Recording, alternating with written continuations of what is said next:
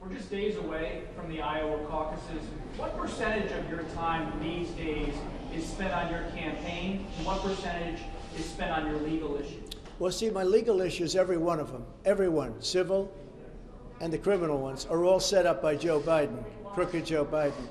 This is something that's never happened in this country. Even when you look at this is all about Biden and her meeting. So even the civil ones, this is civil, they're set up by Biden. Every single, just about, case that I'm involved in is set up by Biden. They're doing it for election interference.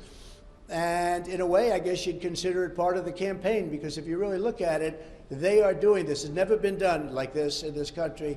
It's like we're a third world country, a banana republic. But every one of the things that you write about are Biden indictments. And I don't know, I just got a poll. We just had a poll. It just came out, and we're leading massively in Iowa. We're leading very big in New Hampshire. We're leading because the people understand this stuff. These are all set up. Every time somebody sees me in court, remember, Joe Biden and his thugs that surround him did it. They're trying to get a man in office that can't put two sentences together, and they're doing that. But so far, we seem to do very well. You have the Iowa caucuses Monday, an event in New Hampshire Tuesday. Are you going to be back in court for the E. Jean Carroll case on Wednesday? Yeah, well, that's another one. That's sponsored by Reid Hoffman and some Democrat operatives.